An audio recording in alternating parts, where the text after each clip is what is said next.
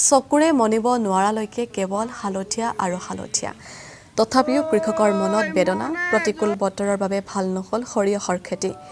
আৰু এই সন্দৰ্ভত বিহপুৰীয়াৰ পৰা বুলটন গগৈৰ প্ৰতিবেদন।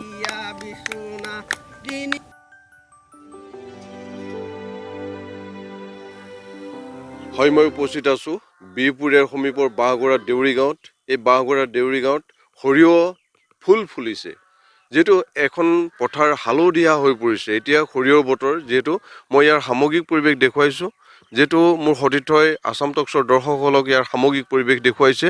যিহেতু বাঁহগৰা দেউৰী গাঁৱত এতিয়া পথাৰবিলাক হালধীয়া হৈ পৰিছে। যিহেতু আজি এই বাঁহগৰা দেউৰী গাঁৱৰ পৰা একাংশ ৰাইজ ইয়ালৈ আহিছে এই সৰিয়হবিলাক চাবৰ কাৰণে যে কেনেকুৱা হৈছে এই সৰিয়হ।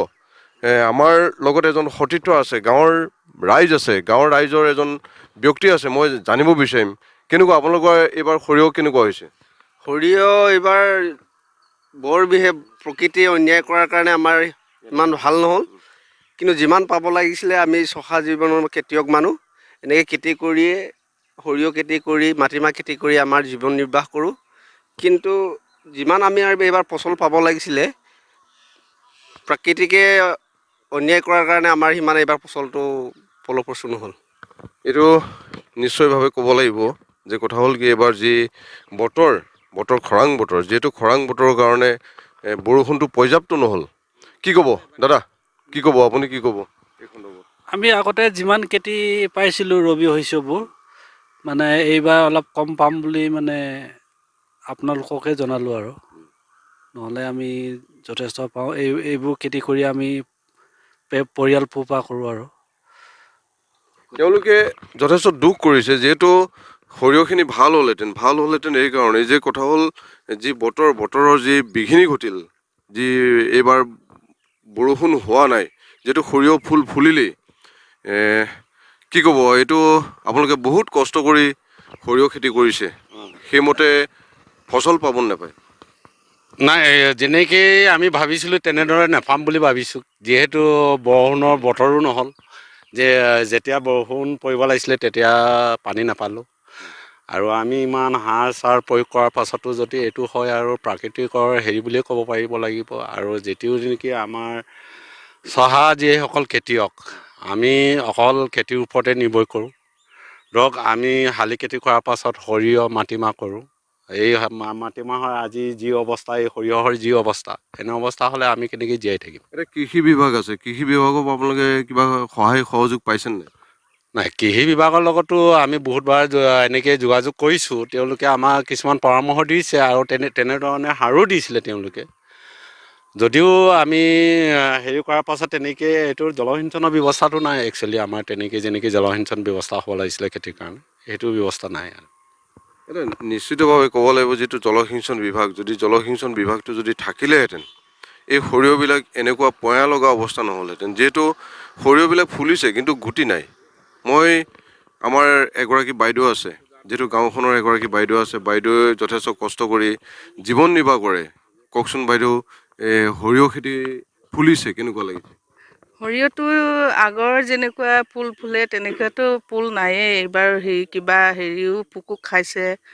আকৌ আমি এনেকৈ খেতি বাতি কৰি খাওঁ আৰু। আকৌ মাটিমাহ কৰোঁ, সৰিয়হ কৰোঁ, আলু খেতি কৰোঁ আৰু ইত্যাদি হেৰি কৰোঁ আৰু। এই সৰিয়হ খেতি কৰি ঘৰ চলাব পাৰেনে?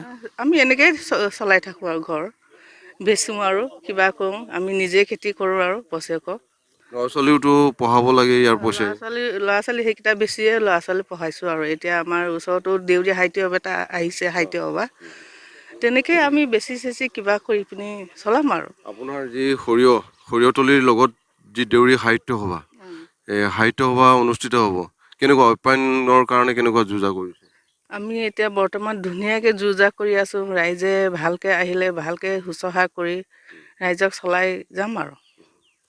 বাইদেউক আমি ধন্যবাদ জনাইছোঁ, যিহেতু তেওঁ মনৰ কথা কিছুমান কৈছে। আৰু মই আমাৰ বাইদেউ এগৰাকী আছে, বাইদেউৰ ওচৰলৈ আহিছোঁ। বাইদেউ কওকচোন, অনুভৱ কেনেকুৱা? আজি সৰিয়হতলী আপুনি চাবলৈ আহিছে, কেনেকুৱা হৈছে, কি হৈছে, সেই মতে আপোনাৰ অনুভৱ কেনেকুৱা লাগিছে? সৰিয়হ চাই কেনেকুৱা লাগিছে? সৰিয়হ ফুল দেখি বহুত ভালে লাগিছে। আমাৰ গাঁৱৰ ৰাইজে যিহেতু খেতিৰ ওপৰত নিৰ্ভৰশীল, যিকোনো খেতি কৰিয়ে থাকে, সৰিয়হৰ ওপৰত খেতি কৰাৰ ওপৰত নিৰ্ভৰশীল, গতিকে আমাৰ গাঁৱৰ ৰাইজে খেতিৰ ওপৰতে নিৰ্ভৰশীল। আপুনিওতো যথেষ্ট কষ্ট কৰে। হয়, কষ্ট কৰোঁ। আৰু লগতে আমাৰ দেউৰী দ্বিবাৰ্ষিক অধিৱেশনখন আহি আছে।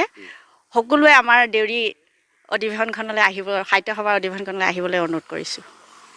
এইটো বাইদেৱে দেউৰী সাহিত্য সভা যি আৰম্ভ হ'ব, জানুৱাৰী শেষৰ ফালে যিটো আৰম্ভ হ'ব, সেই আৰম্ভৰ লগত সংগতি ৰাখি তেওঁ সকলোকে নিমন্ত্ৰণ জনাইছে। কিন্তু আমি সৰিয়হ তলিত থাকি আজি বাঁহগৰা দেউৰী গাঁৱৰ যি সামগ্ৰিক পৰিৱেশ, যি হালধীয়া হৈ পৰিছে যি পথাৰ, আমি পথাৰৰ সামগ্ৰিক পৰিৱেশ আসাম টক্সৰ দৰ্শকসকলক দেখুৱাৰ আমি চেষ্টা কৰিলোঁ। হয়, মই উপস্থিত আছোঁ বিহপুৰীয়াৰ সমীপৰ আৰু আছে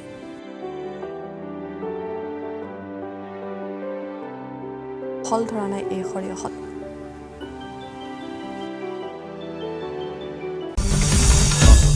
আসাম টক্স আপোচবিহীন অসম কণ্ঠ।